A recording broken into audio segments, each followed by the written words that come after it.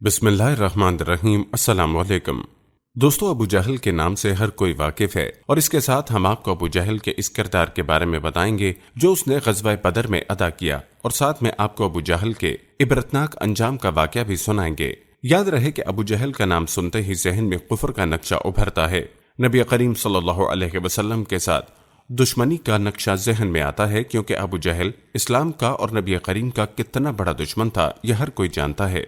तो दोस्तों, असल में अबू जहल की हलाकत असल में कुफर का ज़वाल था और इस्लाम का अरूज।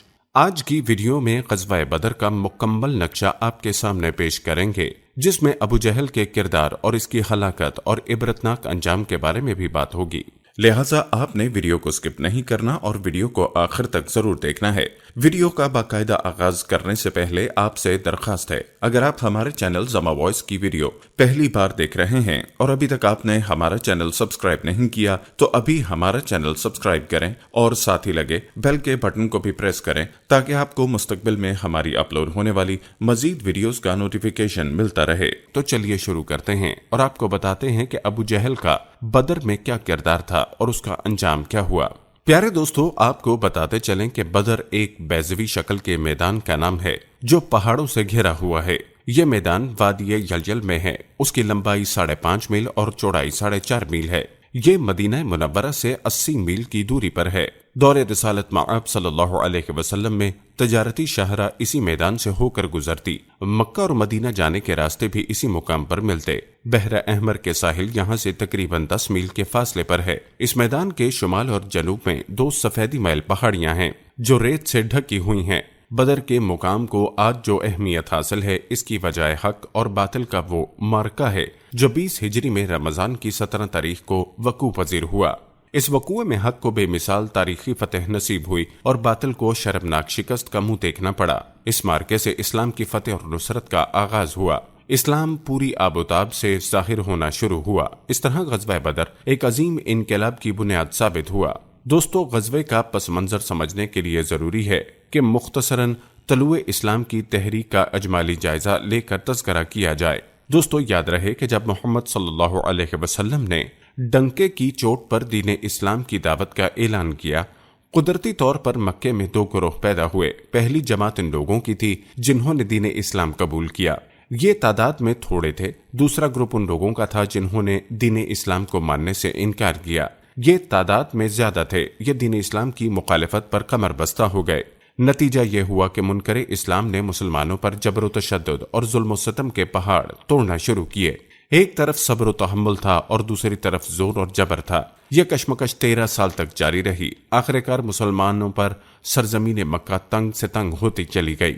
तब वो आहिस्ता आहिस्ता और खामोशी से चोरे छुपे मदीने की जानिब हिजरत पर मजबूर हुए। यहाँ तक कि आखिर में मोहम्मद सल्लल्लाहु अलैहि वसल्लम ने हजरत अबू बकर सिद्दीक के हमरा मक्के को खैराबाद कहा और मदीने को आबाद किया।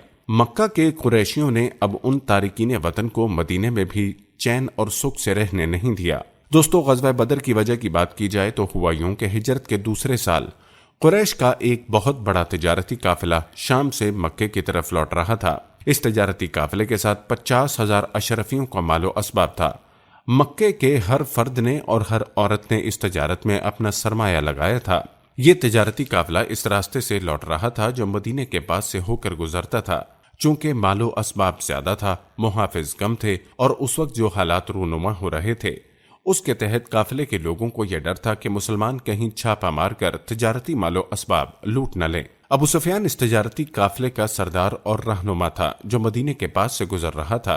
उसने हिकमत अमली से काम लेते हुए काफिले को बदर के दर्रे से गुजरने से पहले एक मुकाम पर ठहरा दिया और खुद तने तनहा बदर के शहर में आया। चूंकि वो यहाँ से अक्सर गुजरता था, इसलिए वो यहाँ के चप्पे चप्पे से वाकिफ था और वहाँ के लोगों को भी जानता था। बदर के शहर में आकर वो सबसे पहले इस मुकाम पर पहुंचा जहाँ एक कुआं था। शहर का कोई न कोई फर्द हर वक्त वहां मौजूद रहता। अबू सुफियान वहां पहुंचा। वहां मौजूद अफराद से मालूम किया कि शहर का सरदार इस वक्त कहाँ मिलेगा। वो उससे जाकर मिला। उसने बताया कि अभी कुछ देर पहले 2 ऊंट सवार यहाँ से गुजरे। उन्होंने कुएं पर ठहर कर पानी पिया, अपने ऊंटों को भी पिलाया और आगे बढ़ गए। अबू सुफियान ऊंटों के कदमों के निशान ढूंढता हुआ आगे बढ़ा। कुछ दूर चलने के बाद उसे ऊंटों की ताजा लीद नजर आई। उसने लीद का एक गोला उठाया, उसे तोड़ा और उसमें घास की बजाय کھجور کی گٹھلیاں نظر آئیں۔ وہ سمجھ گیا کہ یہ اونٹ بدر کے نہیں مدینہ کے ہیں، کیونکہ مدینہ والے اپنے اونٹوں کو گھاس کی بجائے کھجور کی گٹھلیاں کھلاتے ہیں۔ اس نشاندہی پر وہ سمجھ گیا کہ مدینے کے مسلم ان کے تعاقب میں ہیں اور انہیں ڈھونڈ رہے ہیں۔ اس نے خطرے کی گھنٹی محسوس کی اور تیزی سے بھاگتا ہوا اپنے قافلے میں جا پہنچا۔ ایک برق رفتار سانڈنی بردار کو اجرت دی، اسے مکے کی طرف دوڑایا تاکہ اہل قریش مدد کو پہنچے۔ سانڈنی سوار کو مکے کی طرف روانہ کرنے کے بعد قافلے کو بحر احمر کے کنارے کنارے ایک منزل کی بجائے 2 منزل طے کرتا ہوا مکے کی سمت کوچ کیا اور اپنے قافلے کو مسلمانوں کی دسترس سے صاف نکال لایا۔ یہاں سانڈنی سوار نے مکہ پہنچتے ہی عرب کے قدیم دستور کے مطابق سانڈنی کے کان کاٹے، ناک چیری، قجاوا الٹا، اپنا کرتا آگے سے پھاڑا اور بین کرنے لگا، اے قریش کے لوگو، اے مکہ کے باسیو، اپنے تجارتی قافلے کی خبر لو۔ تمہارا تجارتی قافلہ مال و اسباب جو ابو سفیان کی قیادت میں آ رہا ہے، مقام بدر پر مسلمانوں کی عزت میں ہے، وہ کسی بھی وقت اسے لوٹ سکتے ہیں۔ مجھے ڈر ہے کہ اس مال و اسباب میں سے تمہارے ہاتھ کچھ بھی نہیں آئے گا۔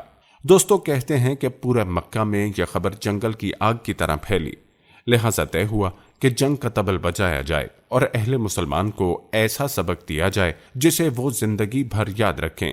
لہذا 1000 بہادروں کا لشکر تیار کیا گیا، جس کا سپاہ سالار عتبہ بن ربی تھا۔ اس فوج میں 600 افراد زرہ پوش تھے، 100 سواروں کا ایک رسالہ تھا۔ یہ اسلحہ بند شتر سوار تھے۔ ہتھیاروں سے لیس گھوڑ سواروں کی تعداد 200 اور ہتھیاروں سے لیس پیادہ فوج کی تعداد 100 تھی۔ کھانے پینے کی وافر چیزیں ساتھ لی گئیں۔ امرائے قریش میں سے عتبہ بن ربی، حارث بن عامر، نصر بن حارث، ابو جہل، امیہ بن خلف باری باری روزانہ 10 اونٹ ذبح کرتے اور اپنے ساتھیوں کی ضیافت کرتے۔ دل بہلانے کا ساز و سامان ہمراہ تھا۔ رات میں عیش و طرب کی محفلیں سجدیں۔ غرض اہل قریش کا یہ لشکر بڑے تمطراق سے مدینے کی طرف روانہ ہونے کے لیے تیار ہوا تاکہ تجارتی قافلے کو مسلمانوں سے بچا کر لایا جا سکے، ان سے 2 ہاتھ بھی ہو جائیں اور انہیں سبق بھی سکھایا جائے۔ فوج کی روانگی کے وقت دشمنان اسلام نے، جن میں ابو جہل بھی تھا، کعبے کی دیواروں پر ہاتھ رکھ کر دعا مانگی، اے رب کعبہ، دونوں میں سے جو دین تجھے زیادہ پسند ہو، دونوں لشکروں میں سے جو لشکر عالی ہو، دونوں جماعتوں میں جو جماعت زیادہ تقوی والی ہو اور دونوں گروہوں میں سے جو گروہ زیادہ معزز ہو، فتح کا صحرا اس کے سر پر باندھنا۔ اہل قریش یہ دعا مانگتے وقت یہ جان رہے تھے کہ وہ حق پر ہیں اور آپ صلی اللہ علیہ وسلم کے اصحاب کرام حق پر نہیں، جبکہ وہ سب کفر و شرک، فسق و فجور میں مبتلا تھے۔ دوستو کہتے ہیں کہ دشمنان اسلام کا فوجی قافلہ مکے سے بدر کی جانب روانہ ہوا۔ ابھی قریش کا لشکر راستے ہی میں تھا کہ دوسرے قاصد نے آ کر خبر دی، ابو سفیان اپنے قافلے کو خطرے سے باہر نکالنے میں کامیاب ہوا اور وہ عنقریب بحفاظت مکہ پہنچ رہا ہے۔ اس خبر سے لشکر قریش میں اختلاف پیدا ہوا۔ ایک گروہ کہہ رہا تھا اب لڑنے مرنے سے کوئی فائدہ نہیں، مکہ واپس لوٹ چلو، مگر دوسرا گروہ واپس لوٹنا نہیں چاہتا تھا۔ اس کی خواہش تھی کہ ہر حال میں مسلمانوں کا مقابلہ کیا جائے۔ ان میں ابو جہل پیش تھا۔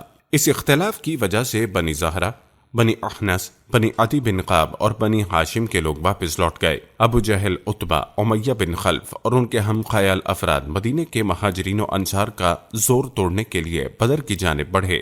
اب ان کی تعداد 950 تھی۔ دوستو معلوم ہوا کہ غزوہ بدر کی اصل وجہ ابو جہل ہی بنا اور قدرت کو یہی منظور تھا، کیونکہ قدرت نے ابو جہل کو اس کے انجام تک جو پہنچانا تھا۔ پیارے دوستو یاد رہے کہ نبی برحق محمد رسول اللہ صلی اللہ علیہ وسلم حالات سے ہر وقت باخبر رہتے۔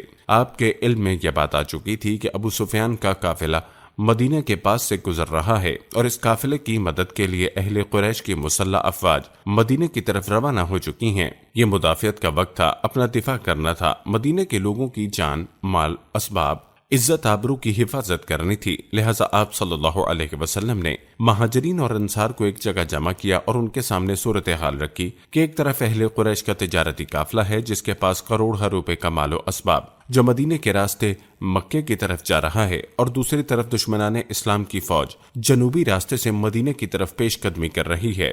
آپ صلی اللہ علیہ وسلم نے انصار و مہاجرین سے مشورہ ترن پوچھا کہ صورتحال سے ہمیں کس طرح نپٹنا چاہیے۔ ایک گروہ کی رائے تھی قافلے کے ساتھ کم لوگ ہیں، مال و اسباب کثیر ہے، اس پر حلہ بول دیا جائے، ان کا تجارتی مال و اسباب لوٹا جائے۔ دوسرے گروہ کا خیال تھا کہ دشمنان اسلام کی فوج سے ٹکر لی جائے، ان کا زوم ہمیشہ ہمیشہ کے لیے خاک میں ملا دیا جائے اور اس فتنے کو جڑ سے اکھاڑ کر پھینک دیا جائے۔ آپ صلی اللہ علیہ وسلم کی بصیرت کا بھی یہی فیصلہ تھا کہ اہل مکہ کے کافروں اور مشرکوں سے جنگ کر کے ان کی طاقت توڑ دی جائے، اور سب سے بڑی اور اہم بات یہ تھی کہ اللہ تعالیٰ کی مشیت بھی یہی تھی کہ حق کو حق کے ساتھ ثابت کیا جائے اور کفر و شرک کو جڑ سے کاٹ کر پھینک دیا جائے، تاکہ حق کی حقانیت ظاہر ہو اور باطل کے ساتھ ثابت ہو جائے۔ لہٰذا اللہ اور اللہ کے رسول صلی اللہ علیہ وسلم کے حتمی فیصلے اور دوسرے گروہ کے خیال کے مطابق اپنا دفاع کرنے کے لیے لگ بھگ 300 مجاہدین کی فوج ترتیب دی گئی۔ ان میں صرف 2 کے پاس گھوڑے تھے، کل 70 اونٹ تھے جن پر 300 مجاہدین باری باری سوار ہوتے۔ رسول اکرم نبی محترم محمد مصطفیٰ صلی اللہ علیہ وسلم نے بذات خود اس فوج کی قیادت فرمائی۔ آپ نے اپنے جانثاروں کے ہمراہ رمضان کی 16 تاریخ کو مدینہ منورہ سے بدر کی جانب کوچ فرمایا۔ ہجرت کے دوسرے سال کا یہ ایک اہم ترین واقعہ ہے۔ دوستو کہتے ہیں کہ دشمن آپ سے پہلے وہاں پہنچ چکا تھا۔ اس نے جگہ جگہ پڑاؤ ڈالا جو جنگی نقطہ نظر سے زیادہ اہم تھی، جہاں پانی کے کنویں تھے، اس لیے آپ نے بحالت مجبوری کنووں کے شمال مشرقی سمت میں ایک اونچے ٹیلے پر قیام فرمایا۔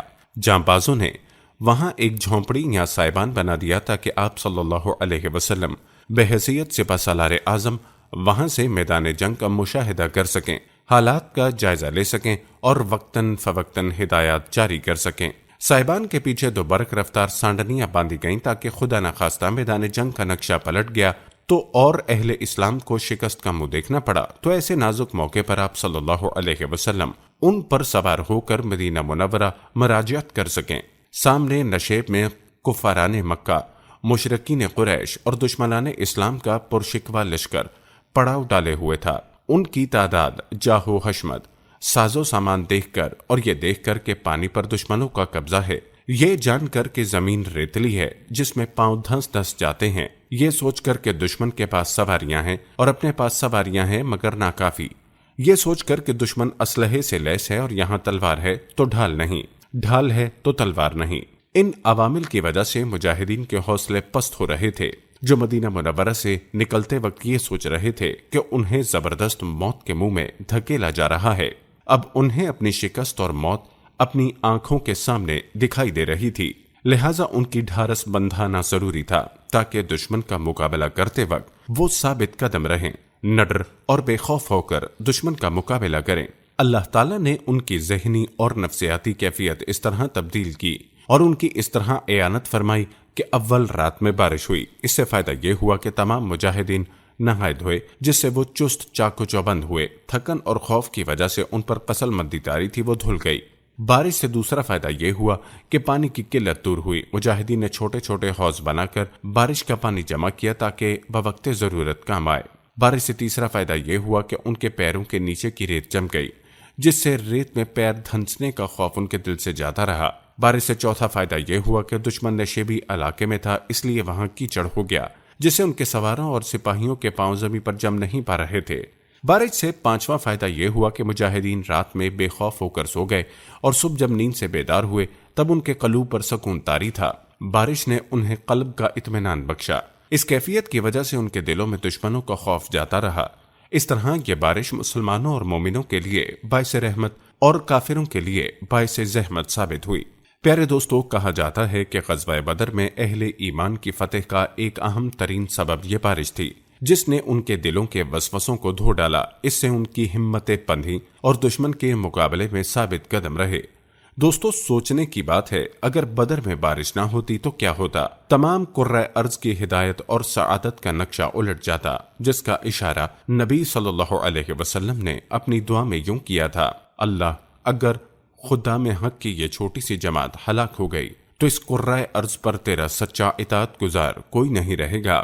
دراصل بدر میں جس رات بارش ہوئی اس سے پہلے سائبہ میں اللہ کے رسول محمد صلی اللہ علیہ وسلم اللہ کے حضور سجدہ ریز ہو کر دین اسلام جو دین حق ہے کی بقا کے لیے عجز و انکساری کے ساتھ گڑ گڑا کر رو رو کر دعا مانگ رہے تھے۔ بوقت دعا محویت اور بے خودی کا یہ عالم تھا کہ کاندھوں پر سے چادر مبارک گر کر پڑتی اور آپ کو خبر تک نہ ہوتی۔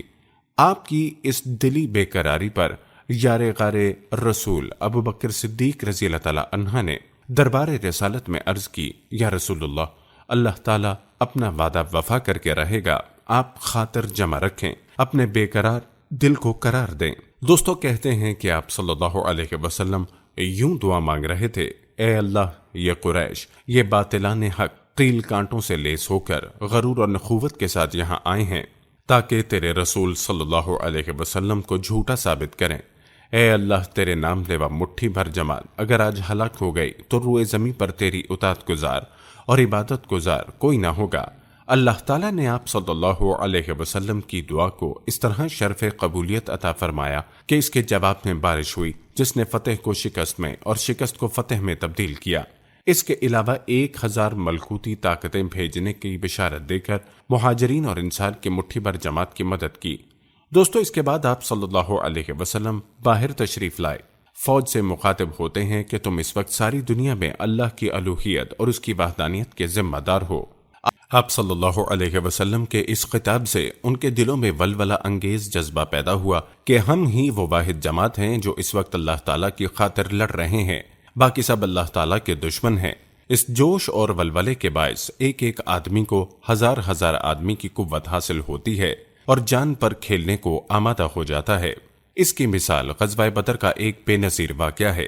ایک طرف طاقت و قوت کا پہاڑ ابو جہل تھا جس نے اپنے آپ کو ذرہ بکتر میں چھپا رکھا تھا، اس کی صرف 2 آنکھیں نظر آتی تھیں۔ دوسری طرف افرا کے 2 کم عمر بیٹے معوذ اور معاذ تھے جنہوں نے ابھی زندگی کی بہاریں نہیں دیکھی تھیں، جن کی مسیں ابھی بھیگی نہیں تھیں۔ ابو جہل کے سامنے ان کی حیثیت بالکل ایسی تھی جیسے ہاتھی کے سامنے چیونٹی، مگر ان 2 عمر مجاہدین نے ابو جہل کی دونوں آنکھوں پر تاک کر ایسا نشانہ مارا کہ خاک و خون میں تڑپنے لگا۔ آخر کار عبداللہ بن مسعود نے ان کے سرتن سے جدا کیا اور رسول اللہ صلی اللہ علیہ وسلم کے قدموں میں لا کر ڈالا، اور یوں دین اسلام کا یہ دشمن اپنے انجام کو پہنچا۔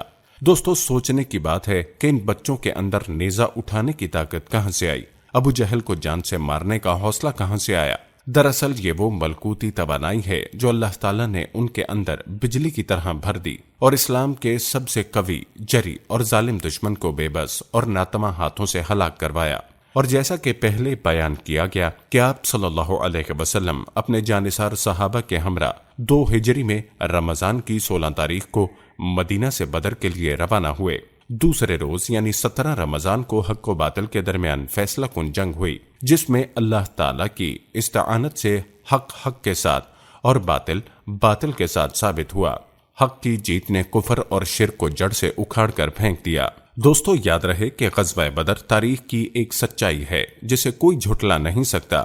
اسلام کا حقیقی عروج اسی غزوے سے شروع ہوا، کیونکہ حق و باطل کے اس مارکے میں کافروں اور مشرکوں کو شکست دینے کے بعد مسلمان محض جلا وطن اور مہاجر نہیں تھے، بلکہ ان کے پاس ایک آزاد ریاست تھی، اور وہ ایک زندہ اور آزاد قوم کی مانند مدینے میں رہ رہے تھے۔ پیارے دوستو، ہم یہ امید کرتے ہیں کہ آپ کو ہماری آج کی یہ ویڈیو ضرور پسند آئی ہوگی۔ اگر آپ کو ہماری آج کی یہ ویڈیو پسند آئی ہے تو سب سے پہلے اس کو لائک کریں اور اپنی رائے کا اظہار کمنٹ سیکشن میں لازمی کریں۔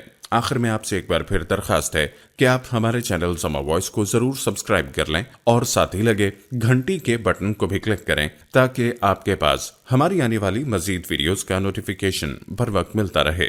اللہ تعالیٰ آپ کو اپنی حفظ و امان میں رکھے، آمین۔